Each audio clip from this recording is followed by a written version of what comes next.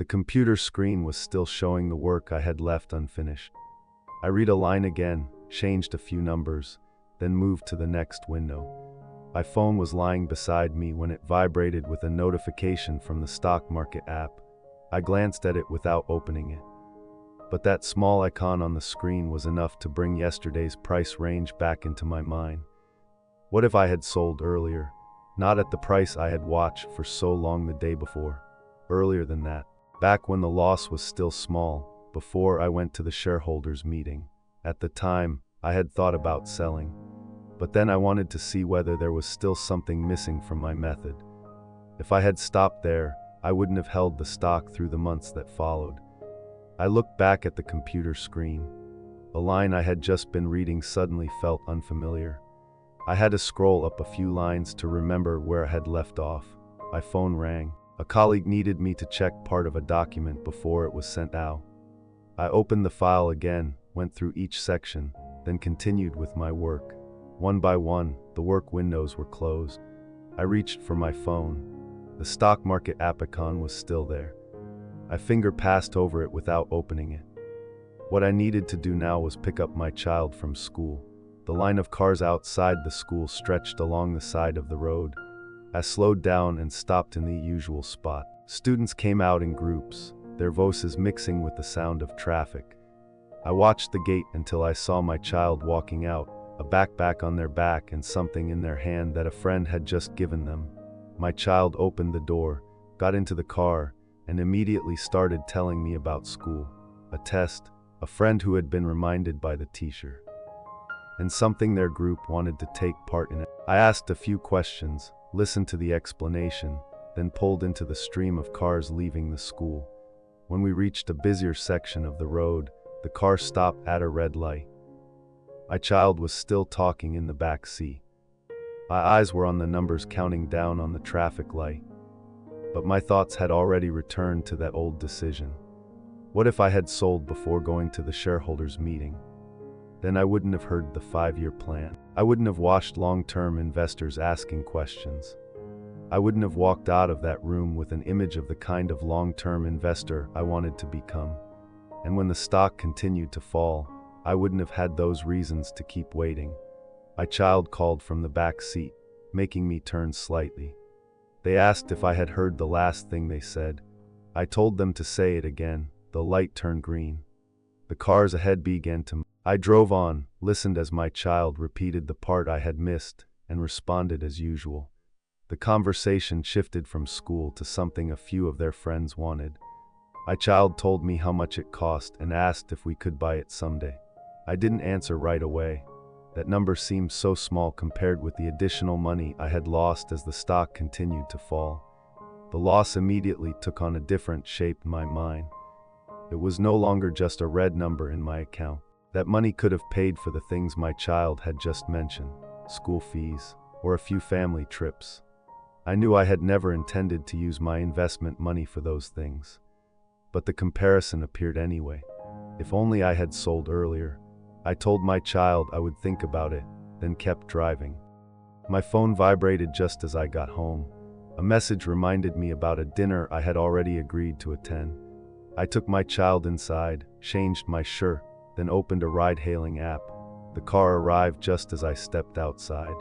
The restaurant was already crowded. Voices from the surrounding tables mixed with the sound of dishes and staff moving around the room. A few people I knew called me over to an empty seat. The conversation quickly moved from work to family, then to things happening in society. My glass was filled again.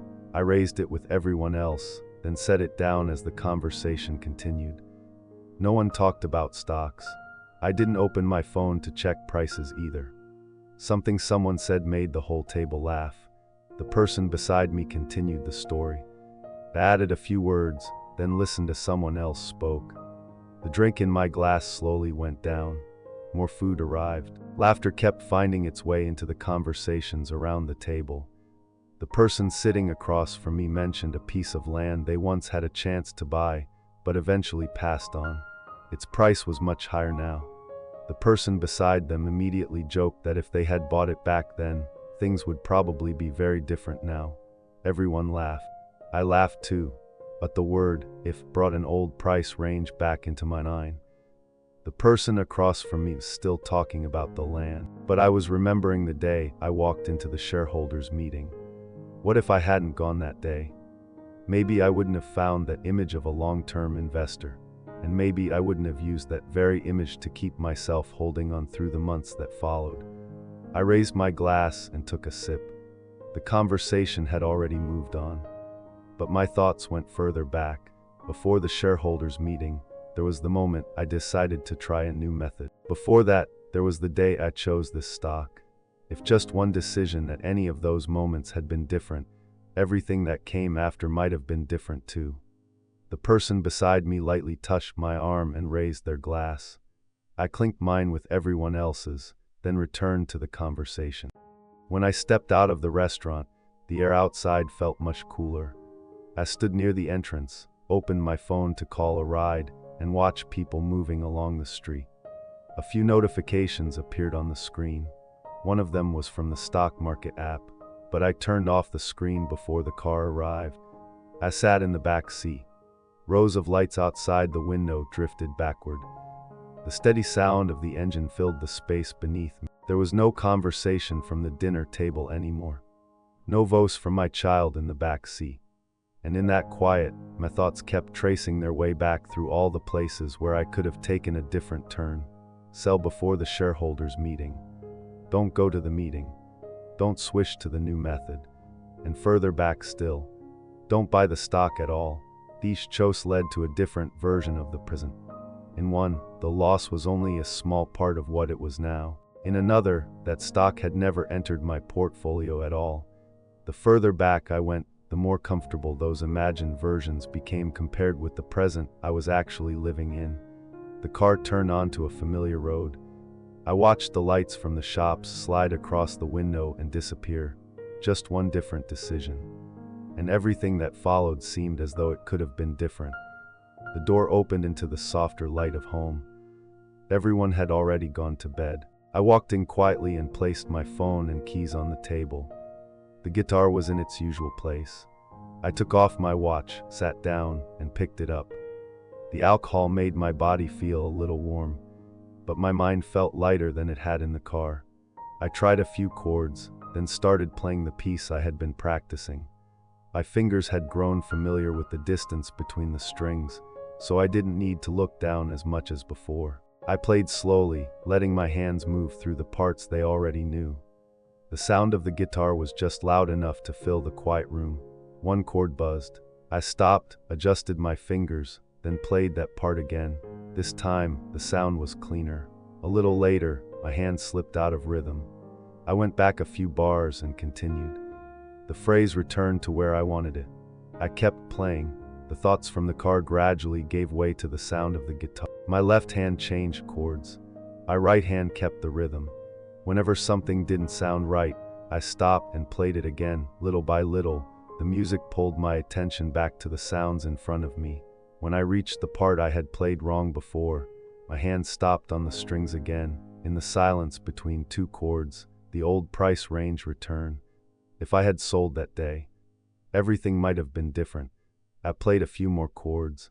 The word "if" was still there, but the guitar kept interrupting the thoughts that were trying to connect themselves. I looked down at the fretboard, found the rhythm again, and kept playing. The melody returned. The thoughts became less frequent. My right hand stopped in the middle of a beat. A dull heat appeared in my abdomen. I shifted my position, placed a hand over it, and waited for a moment.